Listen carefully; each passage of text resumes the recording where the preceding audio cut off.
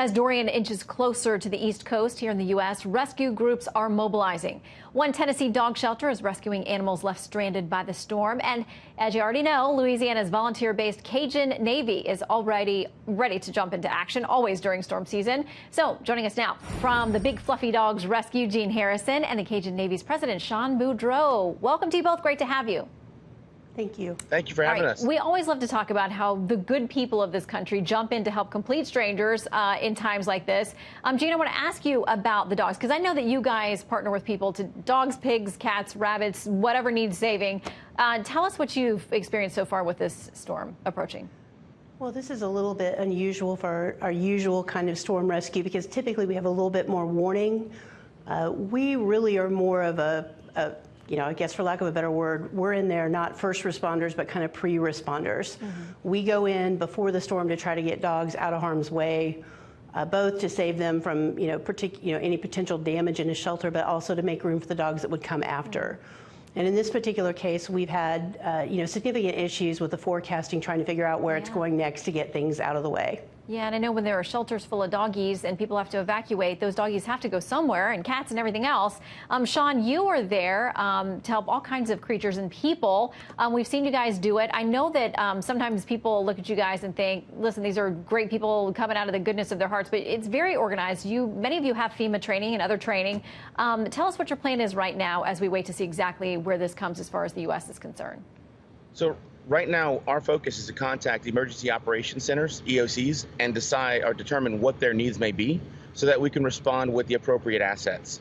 It's important that we gauge our response to what the needs are so that we can accommodate, and which, of course, does include anything under the sun. We've got animal rescue going on. We've got the opportunity for supplies heading towards the Bahamas. There's a lot of things that are in the air, but all in all, it's one of the struggles of this particular storm system. It's an unusual one, and we're trying to make the best call that we can to be where we need to be. And Sean, how did you guys originally come together? I mean, how did this formally get started so that you're out there just firing up whatever you had, boats, trailers, just to try to get to people? Essentially, that's it. I mean, whenever you find out that something's coming this way, you look out for your neighbors. What can I do to help the guy next to me? We are very fortunate. I'm proud of my Cajun culture, and a lot of us are.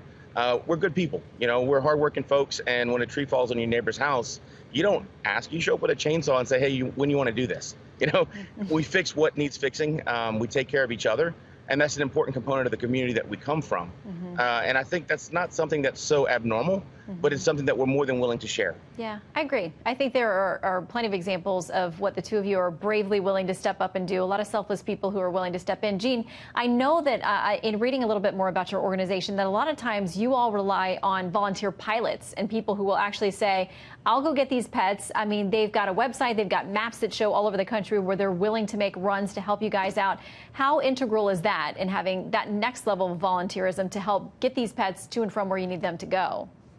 Well, in this particular case, Pilots and Paws was instrumental because at the time that we were making the rescue arrangements, we weren't really sure what Florida's plan was going to be, and it seemed like, given the location where this particular shelter was, and it couldn't be any more remote in this particular instance, it was extremely useful because Pilots and Paws was able to fly in and get them out and then get them to us. Now, usually we have our own transport. We usually go in and do it ourselves. But in this case, having the resource of Pilots and Paws was indispensable. We really couldn't have pulled this off without their help. Okay, Gene, I want to give you a chance real quick to tell us how people can get involved helping you, and then we'll go over to Sean for the same. Well, I think in this particular instance, we can always use help with foster homes, with getting supplies, because what we do, we come in both before and after the storm. We're here for the dogs. We're also here for the people. So if people want to donate to help dogs, I would encourage to look locally, and then you're certainly welcome to look at what we do, and we work hard to make sure that we get aid where it's needed to go. And Sean? For our organization, we always look for the communities to get involved with whatever they can do to help their neighbors.